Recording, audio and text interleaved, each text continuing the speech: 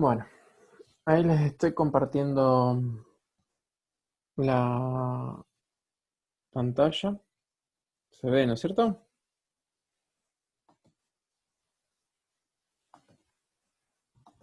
Sí, ahí se ve. Perfecto. Bien, déjenme buscar.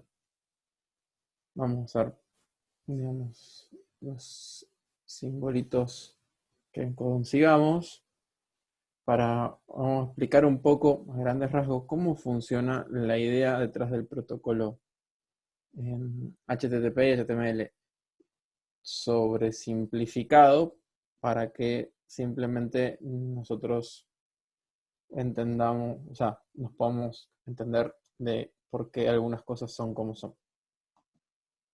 Eh, Bien, originalmente, cuando surge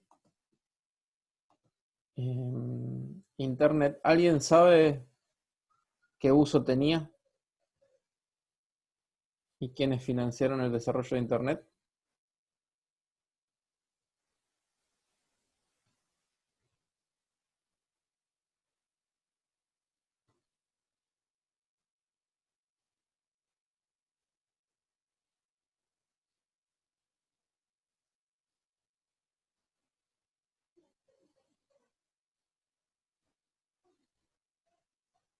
¿Alguien?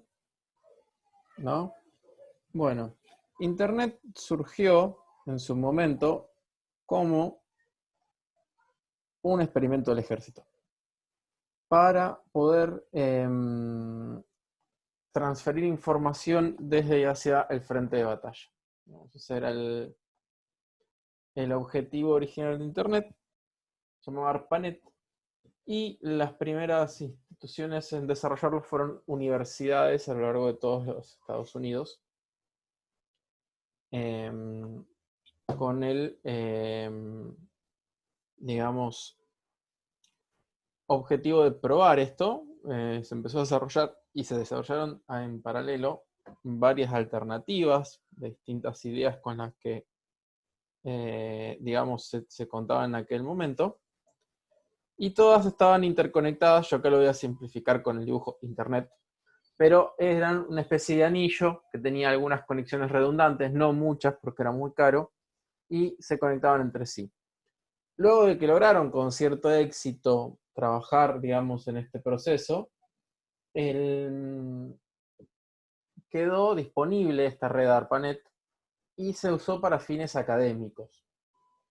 En ese uso, o sea, básicamente la idea era que los investigadores y miembros de la facultad que hacían desarrollaban o hacían alguna investigación importante, la podían comunicar no solamente ahora dentro de sus universidades y a otras a través de algún artículo o un congreso, sino que ahora también podían eh, enviarle esta información. Originalmente la forma común empezó a ser el email, SMTP.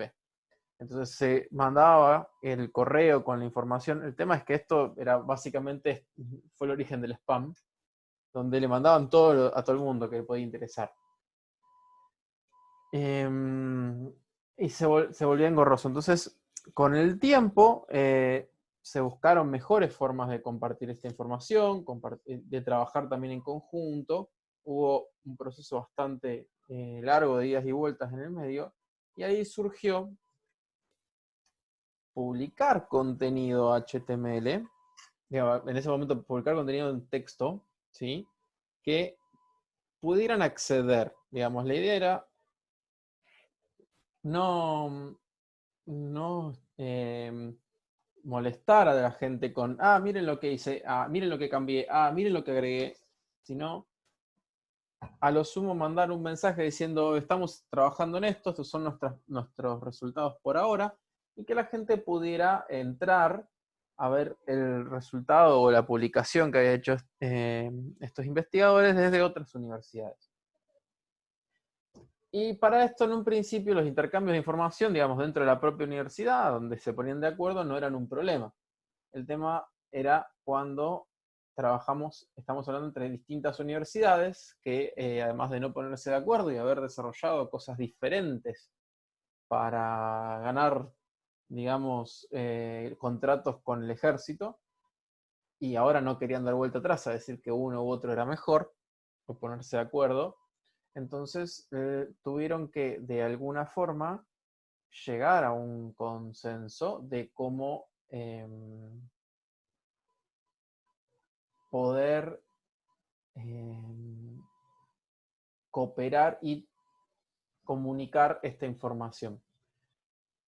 Estos fueron los orígenes del protocolo HTTP, que es Hypertext Transfer Protocol, que surge con la idea no solo de poder ver texto que escribe el otro, sino que este texto tuviera cierta información, cierto contenido semántico, para entender qué eran. O sea, es decir, que el propio texto dijera si es un título, dijera si es un párrafo, si es una lista de elementos, si algo tiene, digamos, si algo estaba destacado, digamos, lo que es negrita o itálica, todo ese tipo de cosas.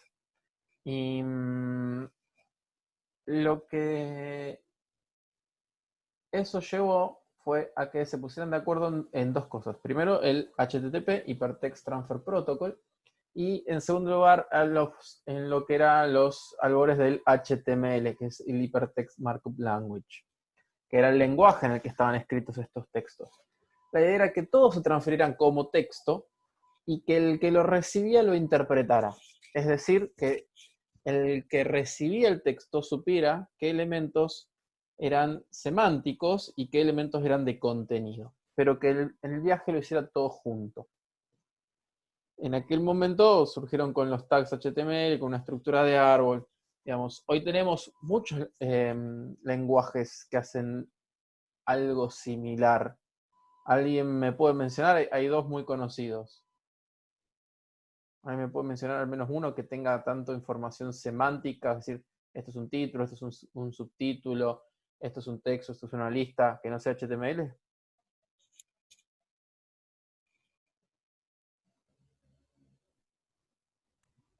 El lenguaje XML, Más o menos. El lenguaje XML no es tan semántico, sí tiene jerarquía. Digamos, tiene tags, es un lenguaje de marcado, podría tener que ver con esto, pero en realidad no se lo usa por contenido semántico, sino más bien por contenido jerárquico. Yo lo uso para subirles, yo lo usé para subirles el enunciado del trabajo práctico, uno de los lenguajes de los que hablo.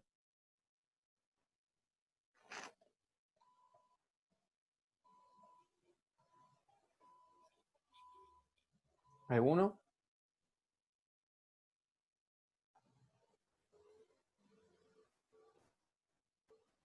¿Vieron los archivitos readme.md o el enunciado que tenía .markdown al final? Bueno, ese .md es el lenguaje y significa markdown. Es el lenguaje y ahí, si ponen un cardinal al principio, toma esa línea entera como título. Si le ponen dos cardinales, como segundo nivel de título, digamos. Tres niveles de título. Si le ponen un asterisco y un espacio, lo toma como un bullet para una lista con bullets. Si le ponen algo con 4 espacios indentados, lo toma como un subítem. Si ponen 1.2 puntos, lo toma como numerados. Pero si ponen 1.1.1 van a ver que cuando Markdown lo procesa, les va a mostrar 1, 2, 3, 4, 5, 6. Aunque el texto diga 1 punto en todas las veces. Eso es porque entiende que ese ítem es numerado y no importa el número en realidad.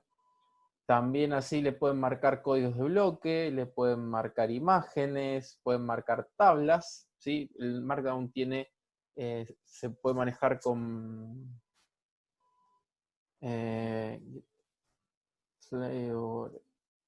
Markdown. Tiene toda una sintaxis. ¿Sí? Acá. Este Git Flavored Markdown es el Markdown de GitHub, digamos, y tiene todas las especificaciones. Fíjense, vamos a ir, por ejemplo, a tablas. Las tablas se arman así y tienen, fíjense en HTML cómo se terminan viendo. O sea, hay una equivalencia entre el Markdown y el HTML. Obviamente es mucho más limitado el Markdown, muchísimo más limitado que HTML, pero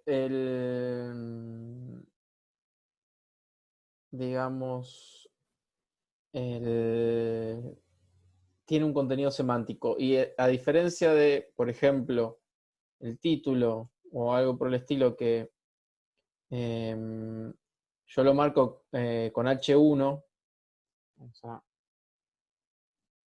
está ahí.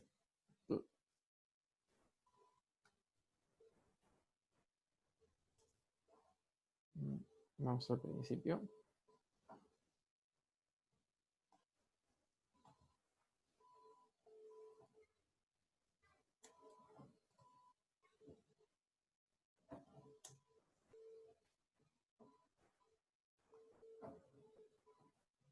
Ven, por ejemplo, el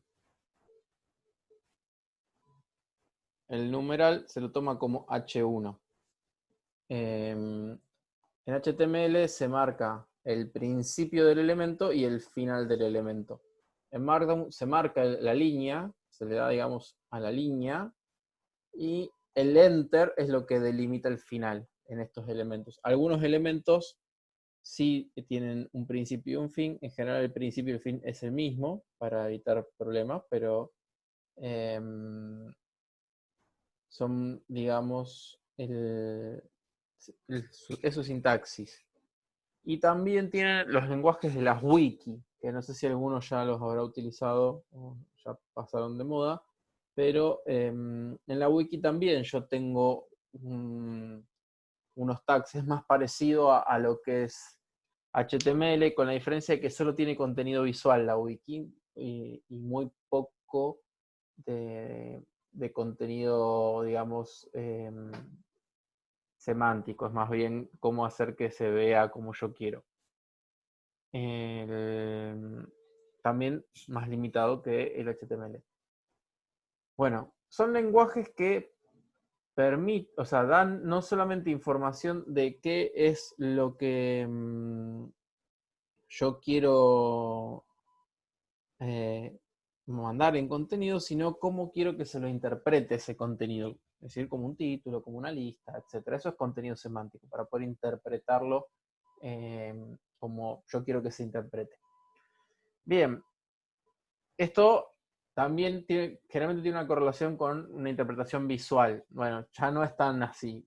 Después surgieron toda la parte de estilos en HTML que hicieron que la parte visual pudiera redefinirse,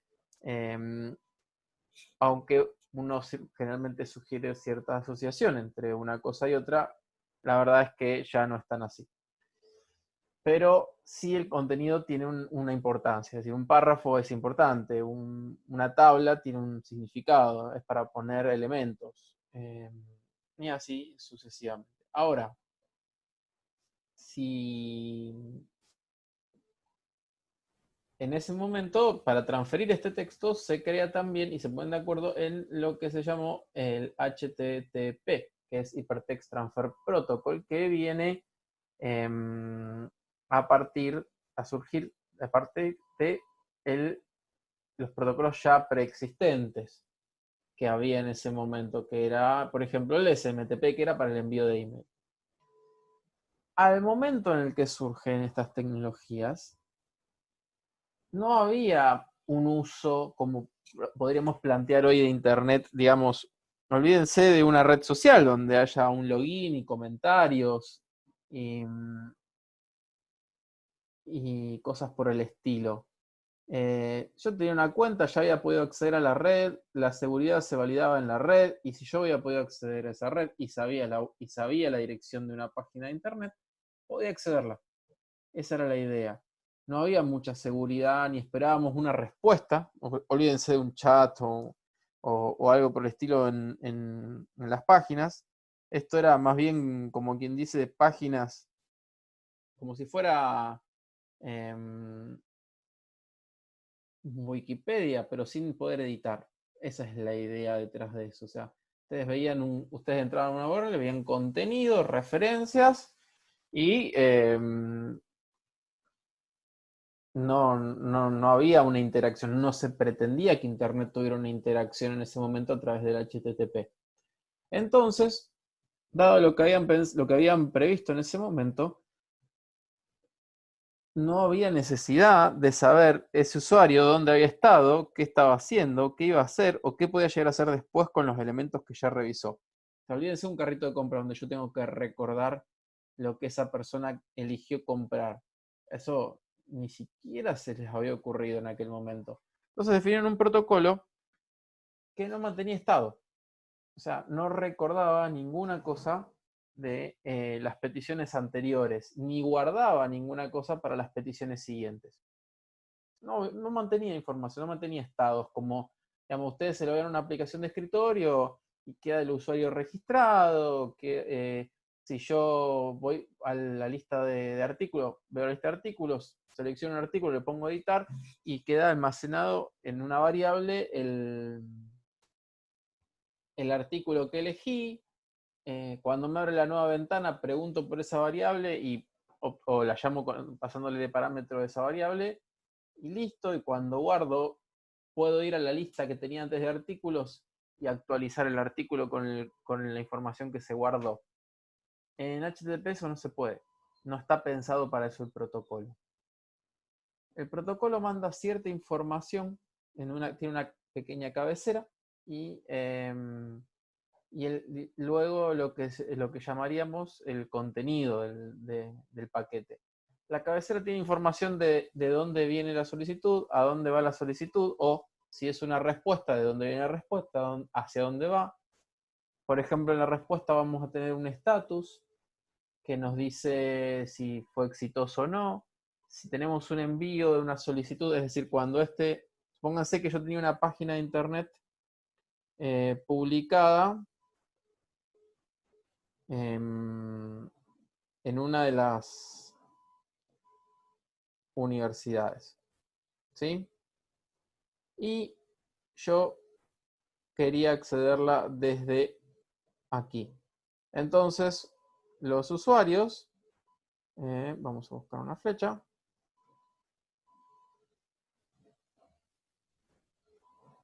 enviaban a través de internet y ese dispositivo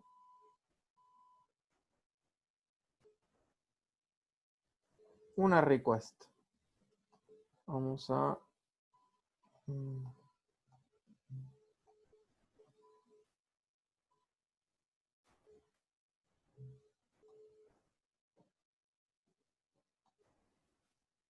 Ahí está. Enviar una request. Vamos a poner la request en color. Vamos a ponerlo en color amarillo. Vamos a ponerlo en color azul. Mejor. Para que sea más fácil. Bien. Yo tenía una request que iba a través de internet. Y esta request viajaba por una serie interminable de dispositivos. De distintos routers, switch, redes de tipo WAN, que es de Wide Area Network, y llegaban al destino y caían en un servidor, se traducían a la red que tenía esa universidad, que puede ser una token ring, digamos, no necesariamente una red TCP como vemos hoy, y se llegaba al servidor donde se había pedido y el recurso que era la URL que ustedes ponen acá cuando ponen, por ejemplo, appsdiagram.net /. Bueno, esto es el recurso que estoy pidiendo dentro de este dominio en particular, pero podría ser dentro de un servidor. Bueno, se solicitaba, el servidor veía si eso existía, si eso existía enviaba una Vamos a hacer esto mismo, pero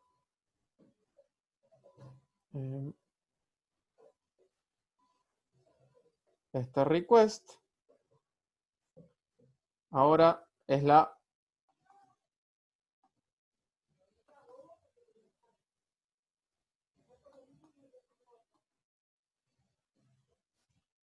response y vamos a ponerle otro color, el color verde, porque salió bien, y se volvía a enviar hacia la gente que lo había solicitado en su momento. Esta era la idea inicial, ¿sí? Esta request, en la información no solamente tenía a dónde iba, sino también qué tipo de request, ¿sí? Podía ser un get, un post, un put, un delete. O sea, yo podía mandarle a borrar una página si tenía los permisos para hacerlo, para actualizar información o eliminarla, digamos, o obtenerla solamente. Y la respuesta volvía con información que me decía si había sido exitosa o no, o sea, si había tenido suerte o no. Y si hubiera tenido suerte, o sea, me devolvía un estatus de todo bien y después me devolvía el recurso que yo quería. Llegaba de vuelta o sea, se traducía de esa red hacia una red de área, de área geográfica, digamos una wide area network, y cuando llegaba a la universidad donde lo habían pedido, se volvía a transformar hacia el nuevo tipo de red, que puede ser totalmente distinta y 100% incompatible con la otra. Solo gracias a internet podían comunicarse a través de los, digamos, de los modem y los routers. Y se transfería a la terminal del usuario que lo había solicitado, que la terminal se encargaba en realidad el servidor de la terminal se encargaba de mostrárselo al usuario como tenía que ser. Todo este proceso, que ya de por sí era increíblemente complicado, imagínenselo ahora si yo les digo que, imagínense que yo les dijera, 1 de cada 3 solicitudes falla. ¿Qué hacen? O sea, las condiciones de red eran tan malas por los materiales que se usaban y porque los dispositivos se caían constantemente. Por ejemplo, yo les dije que esto tenía varios caminos alternativos. Se enviaba una petición por un camino y justo ese nodo en ese momento dejó de funcionar y nunca llegó. Nunca llegó la pregunta ni la respuesta. Entonces yo me perdí toda la información. Entonces alguien dijo, bueno, vamos a reintentar. Si no tenemos respuesta, reintentamos. Y empezaron a hacer los reintentos. El tema es que, como yo les digo, fallaba 1 de cada 3. ¿Por qué? Porque entre el volumen de información que se enviaba y las probabilidades de que fallara eran muy altas. Entonces, a medida que crecía el documento, más eran las posibilidades. Y mientras más información se agregara, más posible era que fallara. Entonces se volvió un problema. Entonces, para evitar este tipo de cosas, todo esto había surgido, todas estas ideas habían surgido con el mail ya, antes del HTTP. Viene la idea de partir esta petición, esta request y esta response en varios elementos.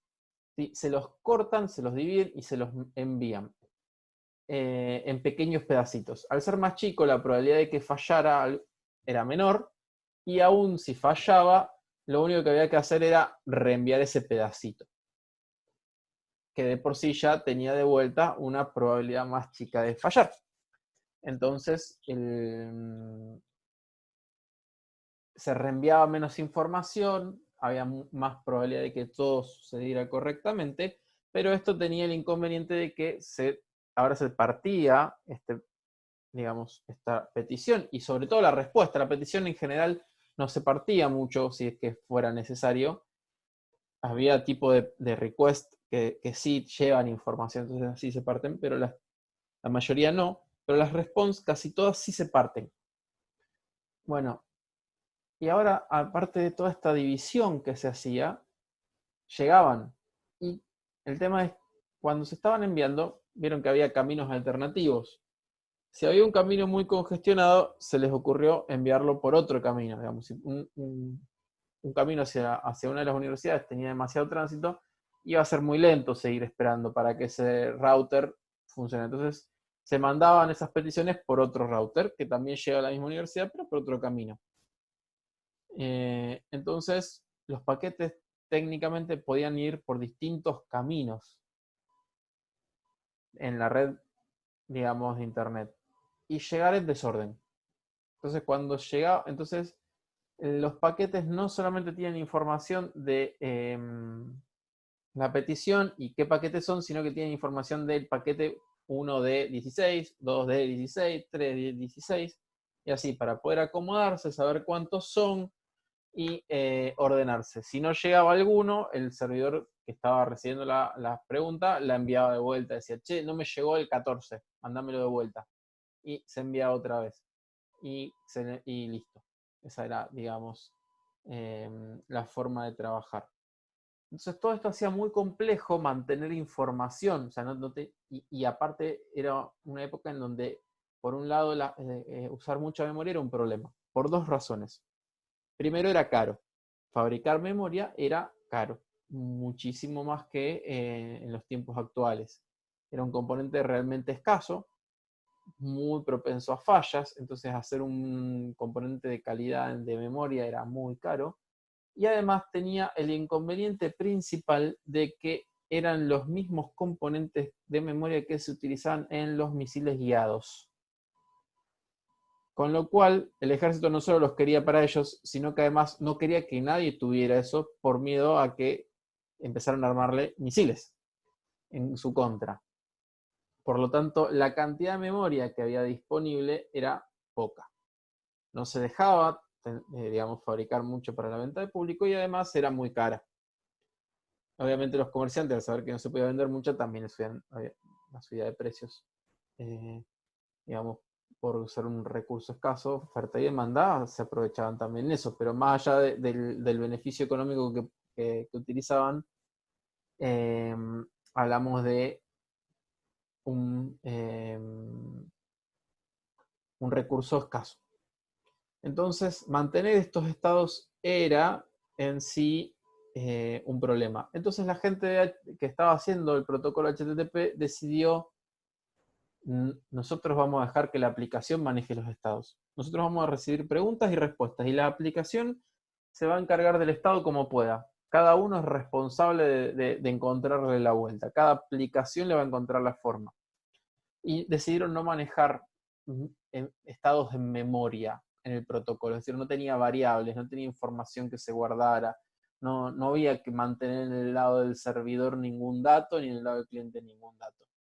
Eso ha hecho que manejarse por HTTP sea infinitamente más complejo para los desarrolladores, pero digamos fue una decisión que también tiene sus ventajas, pero a nivel de infraestructura, no a nivel de desarrollo. Entonces, nosotros no tenemos en el protocolo una forma adecuada de manejar las variables, para desgracia nuestra. Se agregaron después ciertas cosas para manejarlo que depende de la aplicación. Por ejemplo, en los browsers, digamos, los navegadores, están, por un lado, las cookies. ¿Sí? Las cookies permiten del lado del cliente guardar una variable, pero queda a libre acceso del cliente. O sea, el cliente la puede modificar. Yo no puedo considerar algo en una cookie como seguro, porque el cliente puede modificarla como quiera. Y por otro lado, se desarrollaron del lado del servidor, por ejemplo, se desarrolló lo que es la sesión. La sesión mantiene información en el servidor, ¿sí?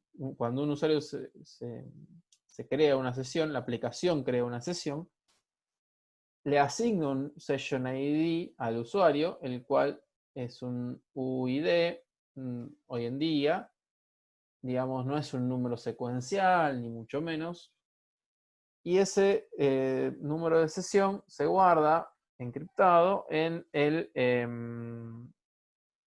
una cookie. Y esa cookie se queda al lado del cliente y hace referencia a cuál es la sesión. Mientras tanto, el servidor mantiene en memoria los datos de esta sesión. Esto, obviamente, simplificado para que nosotros entendamos cómo funciona. Es decir, la sesión guarda memoria en el servidor, mientras que las cookies lo guardan en el cliente. A su vez, para enviar información en esta request, están los parámetros, ¿sí? Se le pasan parámetros y yo puedo pedir información. Entonces, si yo, por ejemplo, quisiera decirle, fíjate el artículo que tengo guardado en mi sesión, yo tengo que pasar la sesión como un parámetro. Aparte de toda la petición de mostrarme los datos del artículo. O yo tendría que mostrarme los datos del artículo y pasarle el ID de artículo como parámetro. La respuesta, a su vez, cuando vuelve, trae atributos, ¿sí? Con información que yo puedo mostrar o no de alguna forma. Bien, esto es lo que van a ver en los videos que yo les subí de los set parameter, set attribute, ¿sí? Get attribute, get parameter. Por otro lado, en la sesión, yo puedo almacenar esta información y la puedo solamente acceder directamente a la sesión, los datos de la sesión, en el servidor, digamos, en el que me va a dar la respuesta. Por eso la sesión yo la puedo usar en el servlet y en el JSP, porque estos corren del lado del servidor.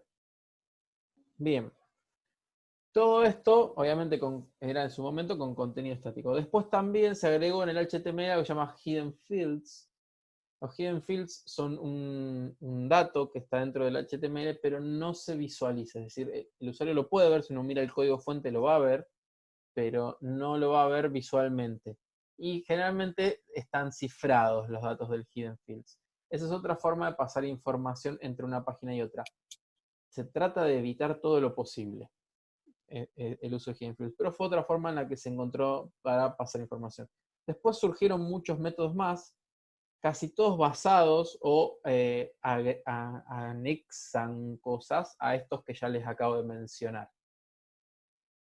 Bien, después hay otros, ¿sí? Hay cosas como Socket y demás que ya son mucho más modernas, pero no vamos a entrar a esto porque nosotros somos más modernos, son un poco más complejas y no las vamos a llegar a ver nosotros. Bien, ahora todo esto era contenido estático. Después, bueno, se inventó los estilos, la parte gráfica. Después se decidió que mezclar la parte gráfica con la parte semántica era molesto para los programadores, entonces se empezó a separar en lo que hoy en día es CSS y en archivos independientes. Y después alguien dijo, sí, pero las páginas son estáticas.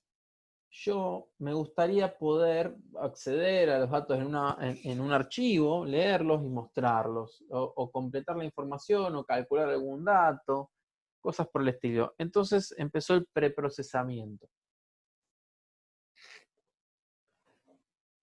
¿Qué era el preprocesamiento? Yo pido una página que no es HTML, llega al servidor, el servidor se da cuenta que no estoy pidiendo un recurso estático, sino que estoy pidiendo un recurso dinámico, entonces invoca al lenguaje en el que está escrita esa página y le dice, mira, me pidieron esta página tuya, fíjate si vos qué tenés que calcular acá adentro.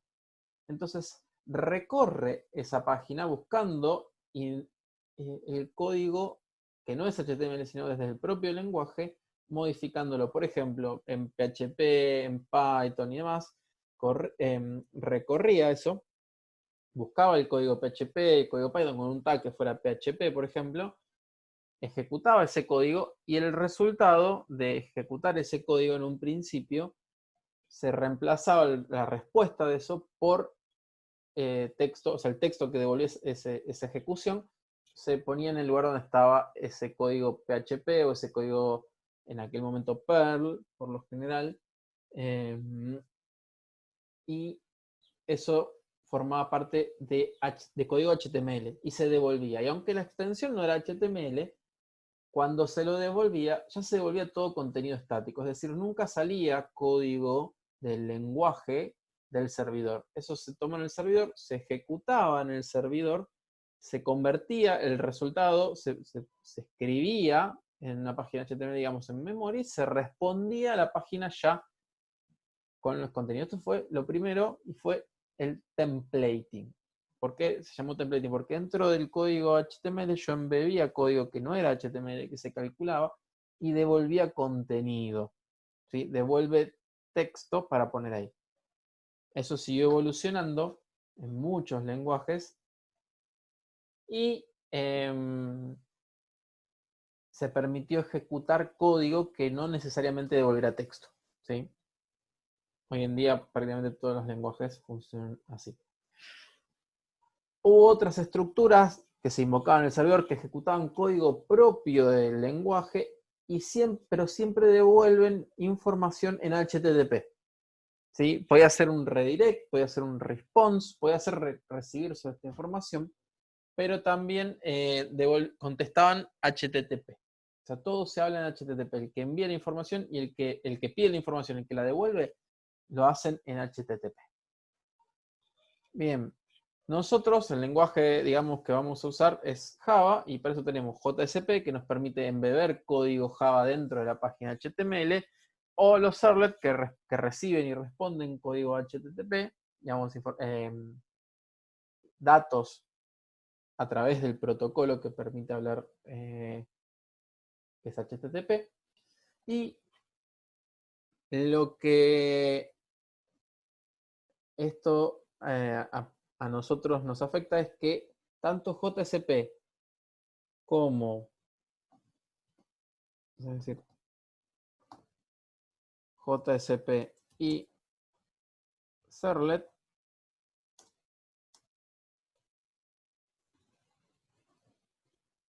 vamos a ponerlo un poco más grande, se encuentran acá en el log server. Nosotros teníamos esta request pasa, digamos,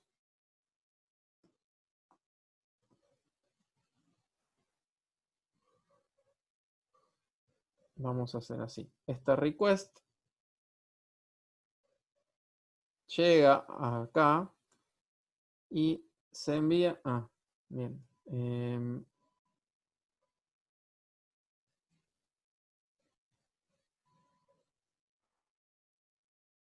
vamos ahora a ponerlo aquí, se envía y vamos a usar rojo, vamos a ver el dedo, ahí está. Bien, se envía el rojo y se envía a lo que es el app server. ¿Sí? Digamos,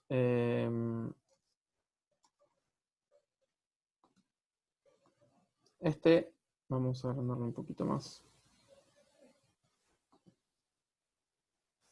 Y digamos que esta request, vamos a ponerle acá, request, y vamos a decir que yo pedí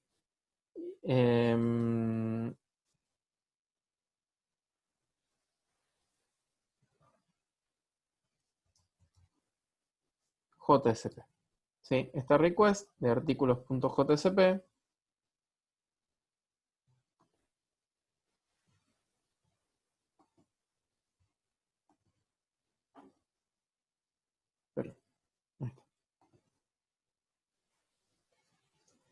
esta request de artículos.jsp sería request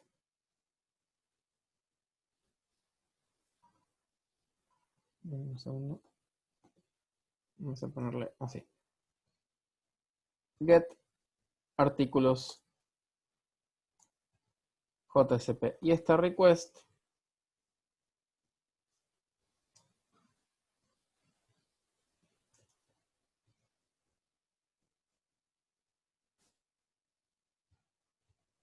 request get artículos.jsp.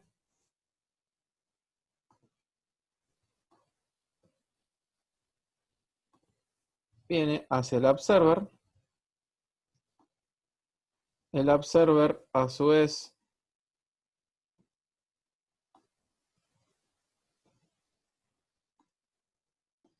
toma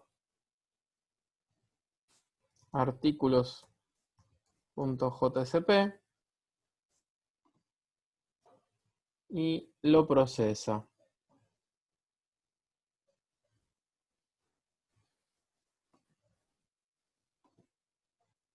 ¿Sí? Y una vez que está eso,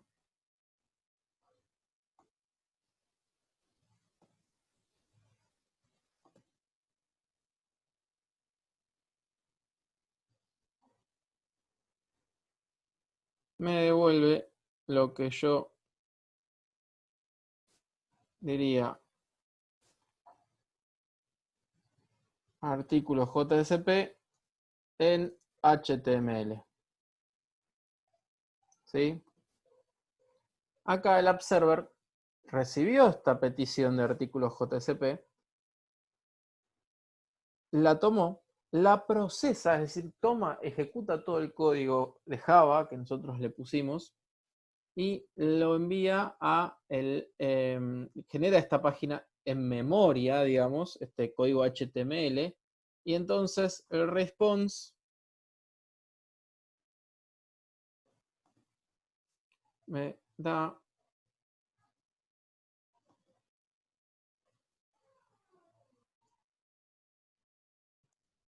el HTML de artículos.jsp. Y lo mismo, response de HTML de artículos.jsp. Que cuando llega aquí, el browser me la termina mostrando.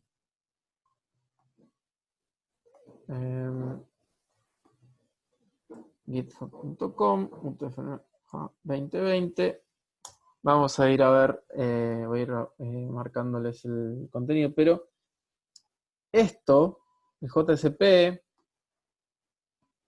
y los servlets, lo mismo, se ejecutan acá y siempre sale el código HTML, es decir, desde el server o después de procesar el JSP, siempre lo que queda es el... ¿dónde está? Aquí, por ejemplo, Web Content. En WebInf, ya sea que esté en el lugar que esté, este User Management JSP, que yo voy a seguir mostrándoselos más adelante, va a leer estas directivas, se va a dar cuenta que es una página de JSP, ¿sí? Y va a ejecutar todo el código, este código, por ejemplo, lo va a ejecutar este for y va a repetir este HTML por cada iteración del for. Y aquí vemos una forma de templating. Después, esto para que empiecen, después les voy a mostrar alternativas un poco más convenientes para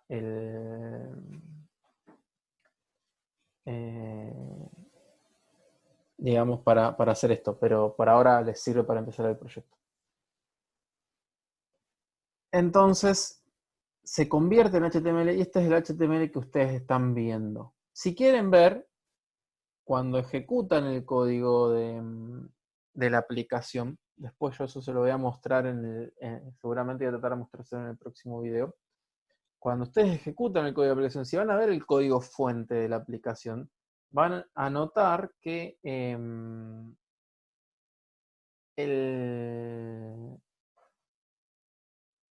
acá no hay código Java de ninguna forma, hay solo código HTML. Bueno, yo sé que es un poco complejo, ¿sí? Aparte, bueno, como les dije, acá no tenemos información de estados. Entonces lo que tuvimos que hacer fue en su momento guardar, déjenme que voy para atrás, así les muestro el código, así se los recuerdo.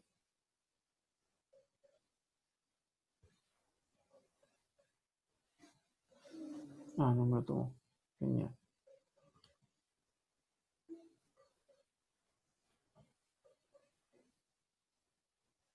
Ahí está.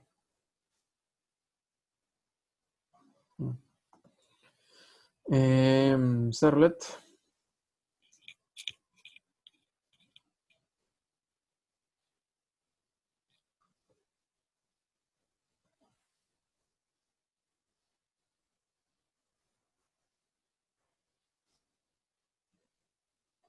Bien.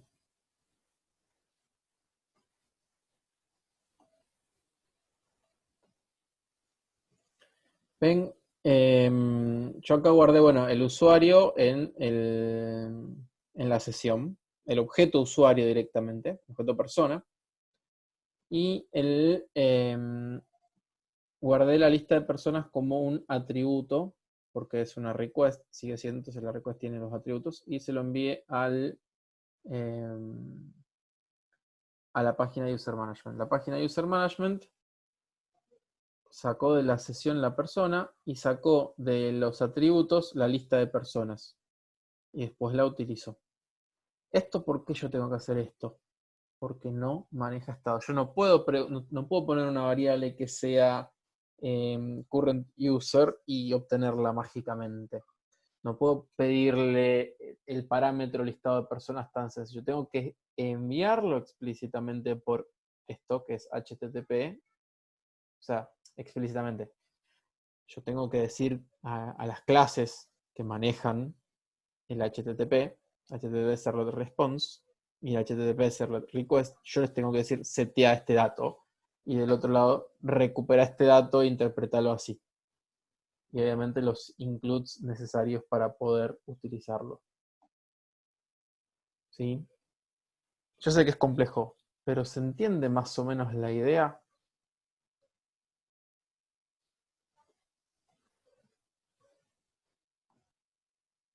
Nos abandonaron todos.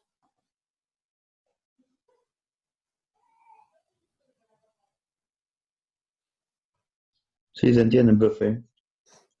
Bien. Sí, yo entiendo que es bastante complejo, no espero que les quede sin dudas esto, ¿sí? Pero en lo posible tengan en mente esto, preguntarme si necesitan algo y porque esto es lo que les define básicamente cómo funciona digamos, eh, el mundo web, ¿sí? Por detrás. Hay muchos frameworks que ustedes pueden usar después arriba de esto que les hacen algunas cosas más simples. Pero lo que está por debajo es esto. ¿Sí? Bien. Bueno, de la explicación general, que digamos, ya estamos. Con esto ya podría entender por qué algunas cosas se hacen como se hacen. Después, obviamente, a medida que lo vayan haciendo y les surjan dudas, pregunten. Pero mientras tanto, alguno que haya visto los videos que tenga alguna duda, alguna pregunta de lo que les subí, no entiendan por qué o cómo se hace algo.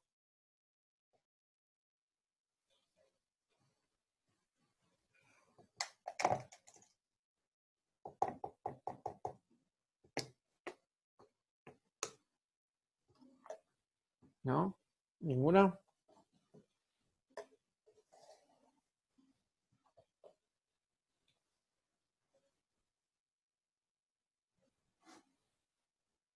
Bueno, vayan, con eso ya pueden empezar lo que es web. Yo lo que les sugiero es que empiecen a hacer un login como el mismo que yo les puse ahí. que lo vayan haciendo por su cuenta como para ir viendo, digamos, todas las partes del proceso, pero que en vez de mandarlo directamente al User Management, yo lo mando ahí, digamos, como una forma rápida. Pueden hacerlo para empezar, está bien, pero bueno, yo les sugeriría que de ahí lo manden a una página principal, a un menú, digamos, a un bienvenido y que tenga ahí el menú de lo que pueden hacer, digamos, pero como para empezar eso. Y después van haciéndolo. Yo les tengo que subir un video, mi idea es subirles un video con hay muchas, una forma de hacer un ABM sencillo, ¿sí? Alta, baja, modificación y consulta de personas, nada más. Eso es todo. Después, ustedes lo que se tienen que acordar, yo eso todavía no lo agregué en el video ni nada por el estilo, pero ustedes se tienen que acordar, por ejemplo, cuando lo van a redirigir a la página, o cuando alguien entra a esta página, en cualquiera de los dos lugares, es decir, o en el servlet o acá, depende o sea, por dónde puedan entrar. Esta página, por ejemplo, como está en WebInf, no se puede entrar directamente. Yo tengo que entrar por el servlet. Entonces en el servlet yo debería fijarme en otro servlet, por ejemplo, el usuario, ¿sí? Tendría que recuperar el usuario de la sesión y preguntar si tiene los permisos para lo que voy a hacer. O sea, si puede ir a ver la lista de personas. Y por otro lado, si la página no estuviera dentro de WebInf, si fuera una página pública, yo tendría que preguntar si tengo el usuario logueado y si tiene los permisos suficientes para eso. Obviamente hay páginas como la página de Bienvenido que quizás no hace falta ver qué permisos tiene. Digamos, si no tengo un menú particular, pero si el, si el usuario está logueado. O sea, sí me tengo que preguntar si hay un usuario en la sesión y si está logueado el usuario. Y si es así, digamos, puede acceder a esa página. Si no, yo debería redirigirlo en la página. Debería redirigirlo o hacia el login, o hacia una página de error, o hacia una página de index, digamos, una página pública que pueda entrar cualquiera. Y si es una página de, por ejemplo, un admin, ¿sí? Bueno, ¿cómo hago eso? Bueno, entonces no solamente pregunto si hay un usuario en la sesión, sino si ese usuario, pregunto por el rol de ese usuario y pregunto si el rol es suficiente. Si tuviera más de un rol, podría fijarme en eso. Bueno, ¿preguntas? Si no, ya los libero. Prometo que no va a haber muchas más clases teóricas como esta. Si es que hay alguna más. Quizás si llegamos a hablar del tema de logs o de connection pool puede haber un poquito de... En teoría igual no va a ser tan difícil de explicarlo por este medio porque es más visible, digamos. Ya tanto el tema de logs como el tema de connection pool, si lo llegamos a ver, son más fáciles de ver en práctica. Podemos generar el pool y podemos debuguear el código y mirarlo. Ah, y algo que me olvidé mostrar, eso voy a ver si puedo agregarlo en el próximo video o en otro. Además de hacer botón derecho run as run on server, digamos, también tiene un debug on server, donde pueden hacer el debugging de la misma forma que lo hacían con las aplicaciones de consola. Le pueden poner punto de interrupción, cuando llega a ejecutarse ahí, se detiene y ustedes pueden ir a ver lo que sucede en el JSP o en el servlet. Bien. Bueno. Si no hay dudas o no quieren preguntarme nada del trabajo práctico, ya los libero. Pueden ir. Tengan buen fin de semana. Empiecen con el trabajo práctico. Y yo Ahora voy a cortar e inmediatamente abrir el mismo ID para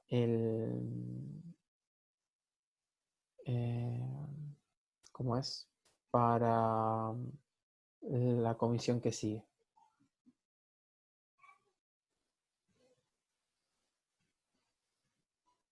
¿Ninguna duda? Bueno, chicos, buen fin de semana. Bueno, profe, nos vemos igualmente. Chao, profe, igualmente. Buen Hasta luego, fin de. profe. Chao, chao. Chao.